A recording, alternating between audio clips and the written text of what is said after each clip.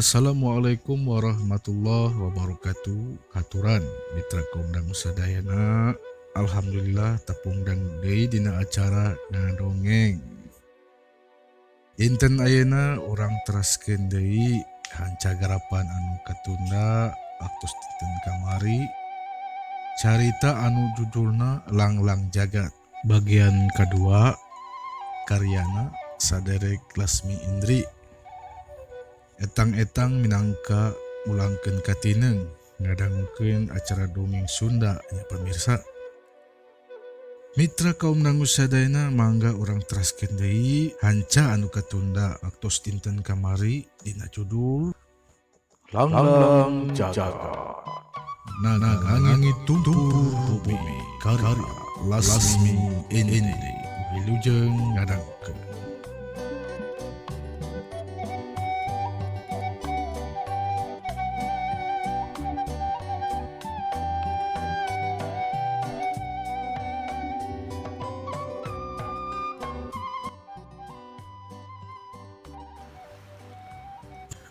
Poe isukna Angling Sudraji latihan seperti biasa.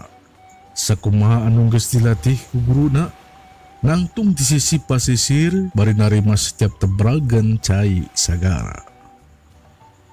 Gerak demi gerak dipintonkeun, dibarengkeun ku ngatur napas pikeun hadirkeun tanaga jero. Tapi duka teuing pengaruh tina tatu duka teuing naon. Sebab setiap gerakan dorongan dengan anu dibarengkeun tenaga jero dadana kerasa panas. Banget berem serta urat-urat dina tarangna raranteng. Sok rajin sirahna kerasa lieur nyautan. Tapi Angling Sudraji tepati malire hal eta. Rasa kanyari geus kalelet ku semangatna. Anu ngagedur hayang buru-buru nuprih ilmu. Rengse latihan bari langdayeseun. Angling Sudraji ngejoprak dina pasir, terus nangkarak bengkang bari ranghap ranjuk ngatur serta menenangkeun diri.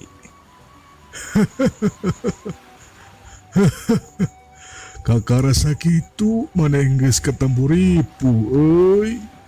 Padahal cek dewek tatu diri maneh teu pengaruh. Cek hiji sora anu Angling Sudraji sorangan ngerasa geus teu birek deui.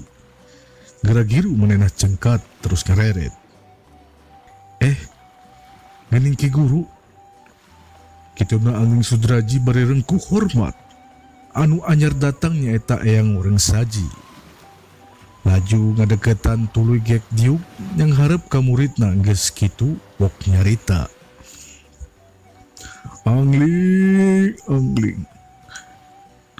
Nyurus kanuragan tapak gentur geni. Memang ngabutuhkan olahan latihan anu cukup berat.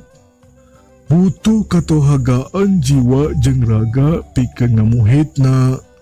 Sabab anu dihadirkeunana mangrupakeun inti salah sahiji unsur alam nyaeta unsur seuneu. Paingan atuh Aki. Setiap rehab tarikan tanaga jero dina waktu latihan, dada karasa panas, sareng mestaka asa lieur. Tembal Angling Sudraji nganyakeun. Kumaha wayahna maneh kudu sabar euy. Eta cacak-cacak tingkatan awal. Kakara muhit jurus tapak untur geni, komo engke. Namun geus tincak dina tahapan aji raja geni, pasti dijamin latihan leuwih berat ti ieu euy. Jadi aya di ilmu nu leuwih luhur ki guru. Ya euy. Aji raga geni puncakna ilmu unsur geni. Rumatag eyang salila umur 100 tahun can pernah aya nu ngelehkeun. Malahan eyang dipercaya ku Nyi Belorong jadi kuncen di ieu sagara. Ngarung kitu. Sinar paroma Angling Sudraji jadi sumringah. Ngarasa beuki sumanget pikeun nyimba ilmu ti guruna. Wanci geus nyarelek ka peuting. Wulan moncorong ngagurat imut. Hirutna. Sumambar di papat Madyapada. Milu mapaisan alam peting di wewengkon basisir anu kiwari katenyo tenang. Hawa ti peting tiris sarta galura sagara oge tepati teuing gede. Di jero hiji saung anu pernahna tepati jauh di basisir. Karungu Angling Sudraji jeung kirana keur gentrang ngobrol. Dariuk diharap bari ngoprek bajing anu katenjona geus rada mejehan. Tepati teuing nandangan kesakit jiga samemehna. Geus lumayan ayeuna mah kaayana kirana. Cek Angling Sudraji bari nananggeui bajing. Kirana katenju imut ngagelenyu bari pok ngawalon. Nya mudah-mudahan eta bajing bisa jag-jag sabihari deui.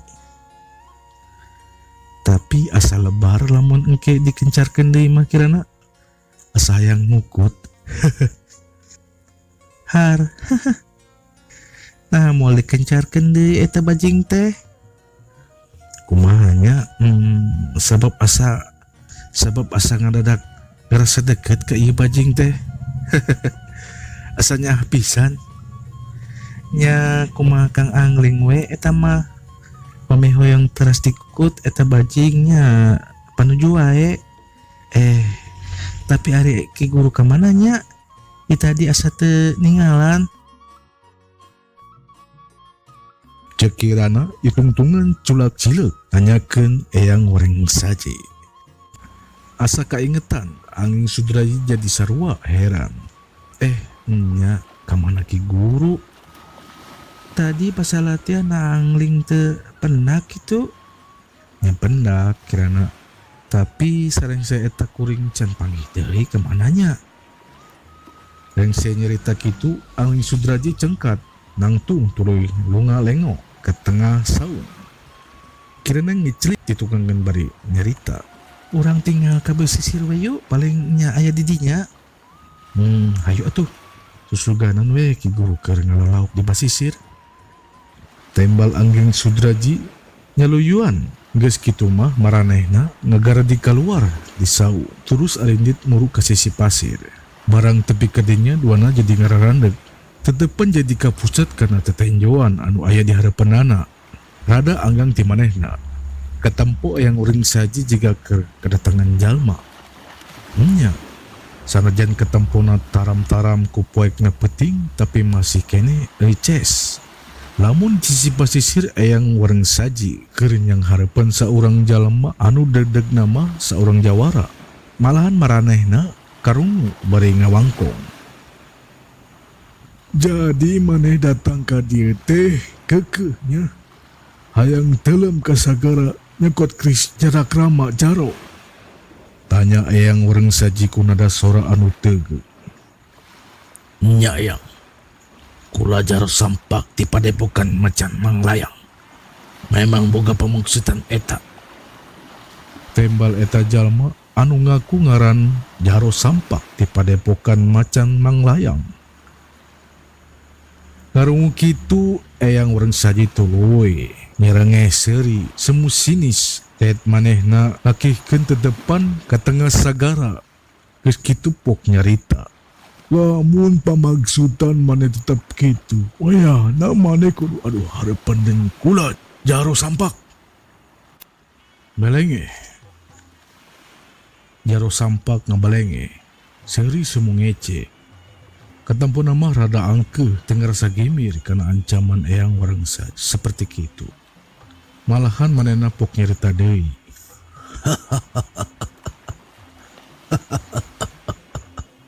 Soal eta kula geus merhitungkeun Eyang. Ti anggalna kene samemeh datang ka dieu oge kula geus bisa ngijir. Geus pasti kadatangan kula bakal disampakeun bang-bagya seperti kitu. Namun manehna nyaho leuwih hade buru-buru nyingkah ti dieu samemeh. Maneh binasa di ieu tempat. Asal maneh nyaho. Tujuan maneh anu rek jongkot Kris Jarakrama nu aya di jero Sodong Sagara Kidul. Ngandung harti maneh rek nyebakeun diri euy sarua jeung Sosoro Kojor. Deuleu Tandas eyang urang saji pinuku ancam. Saeutik mepelingan ki jero sampak. Sangken mugangken pamagsadanana anu hayang nyokot hiji pusaka keris 1000 jin. Keris padik jarak krama nu aya di jero sodong di dasar sagara. Eyang. Rek itu rek ieu pamaksudan kula tetap bulit. Sanajan kudu adu hareupeun jeung anjeun. Kula moal mundur sasiku moal ngejat satunyang beas. Malahan sebaliknya. Kula miharep eyang ulah reknya halang-halangan pamusadan kula. Namun kitu, geura papatkeun jamba paeh jaro sampak. Pungkas eyang orang saji, bari masih netep ke tengah sagara. Sakitu oge geus jadi kepastian. Padaran tarung geus momo bisa dicegah deui. Hareng sekitu, jaro sampak cepat mundur 2 lengkah ke tukang tuluy pancuh ngawangun tangtungan sayaga taruh. Kuda-kuda dipanceg kana lemah serta sepasang leungeun dipasang ka hareup di barung ku aliran tenaga jero. Set, ner. Bisa kacirikeun namun ki jara sampak anu jadi guru utama di padepokan macan manglayang lain jawara atau satria anu atah. Tangtungan anu keur diwangunna bisa kasebut kanuragan linuhung. Kaciri tenaga jero anu dialir kana sapasang leungeun langsung nyamurat kuat. Saharita kene oge sapasang leungeun ki jara sampak berubah jadi geseung hideung. Tanda sapasang leungeunna geus ngagem hiji kekuatan kesakten. Sanajan bari masih malik tengah sagara, eyang urang saji sayeuna geus nyaho kanu dilakukeun ku jara sampak.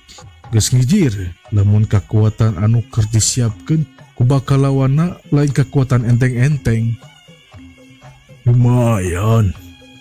Jurus kanuragan naon anu kumane disiapkeun teh jaro?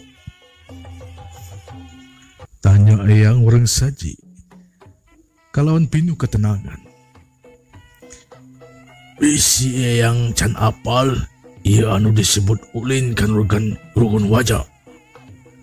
Tembal jara sampak. Semu umagul percaya diri. Geura petakeun.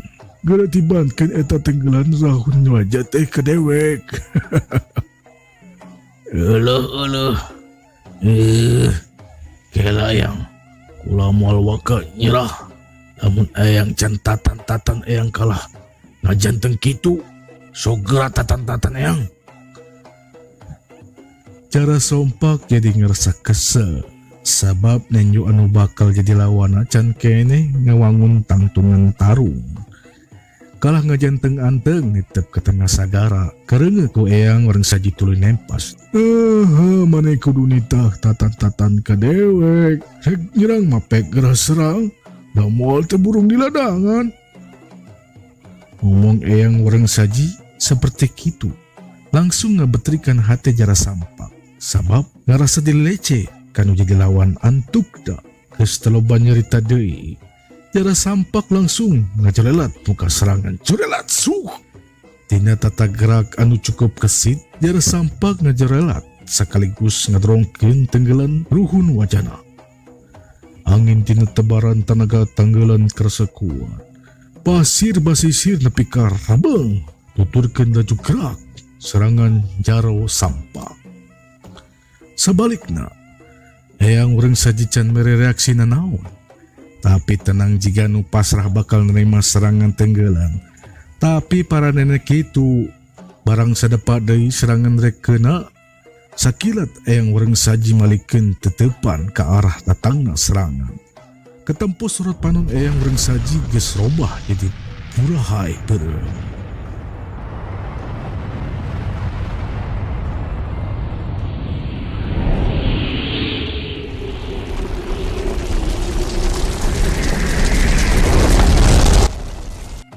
Kejadian anu kadituna.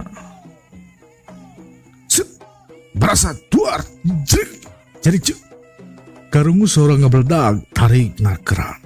Pasti rabung mancaura ka Jomantara. Dituturkan ku awak jaro sampak anu dadalik-degan ke tukang. Jaro sampak jika kepental ku dorongan kekuatan gaib tina sorot panun yang orang saji. Lain mungkul kepental, tapi lengan bajuna oge katenju jiga hurung kaduru. Untung jara sampak cepat kepas kapes marban sene dina lengan bajuna. Sebenarnya kitu oge jara sampak ngerasa rewas tur kaseber hate. Manena nyaho ilmu anu cikene dipetakeun ku eyang urang saji. Mangrupa ilmu tingkatan luhur, ilmu simajaran. Ilmu simajaran anu bisa metakeun serangan tina sorot panon. Ki jara sampak cepat ngadilikan diri serta pancuh deui dina tangtunganana. Hawa panas anu semebar dina leunggeun gancang di sirna nyalurkeun hawa murni kana setiap bulu sarap-sarapna. Rep lamat laun hawa panas mimiti pupus pudar. Tapi sanajan kitu ari hate mah masih kene kasebar kaget. Rewas menempuh kehebatan tarung eyang urang saji anu sama sakali tengah gunakan gerak awak. Cukup ku ngagilirkeun panon carita hiji kekuatan aneh hadir serta tulus malik nyerang dirina. Di alam kejawaraan, ilmu anu cikene dipetakeun ku eyang urang saji mangrupakeun tahapan tarung sajenis sima. Sima netra geni sanggup matakeun serangan jarak jauh ku giliran panon. Tapi lain oge tetua guru padepokan macan manglayang ari kudu beakeun peta yang harapan keahengan kekuatan lawan seperti kitu. Kentak manena nenden dua tapak leungeun dina lebah beteung. Tuluy lalaunan ditarik kaluhur sambat dada di barung nyengket tenaga jero leuwih gede. Sarita urat-urat sakujur awak jara sompak ting karetek reranteng. Awak ngagidir nepi ka suku oge mebes kana pasir sambat memuncangan. Nempok itu eyang urang saji kuru nyerengeh seri. Tapi manena geus sadar kana kekuatan ki jara sampak anu ke diwatekna bakal leuwih kuat batan tadi. Geratada Uhun syarat bajra yang orang saji hiat curelat hiu kiu kiu kus. Bareng jeung nyarita kitu Ki Jara sompak melesat diiring rebangna pasir. Sababaraha tenggelan diarahkan ke sakujur awak eyang urang saji. Nyawe ejiran eyang saji tenyalah. Ningkatna kekuatan Jara sampak sanggup nembus aura gaib natragenina. Leuwih di jalan kepaksa serangan Jara sampak kudu diladen secara langsung. Sapasang dengan eyang urang saji mata dinagerakan takisan. Ngabendung ke mana wae arah tenggelan Jara sompak. Plak sit geduk terus. Sabara benturan tenaga jero geus teu bisa disingkahkeun deui. Jara sampak sempat ngajuralit ke tukang. Kaderong tenaga benturan, tapi cepat malik nyerang deui. Sedangkan eyang urang saji tetap tagen dina tangtungan. Tapi semapag serangan dina gerakan takisan tapak kuntur geni.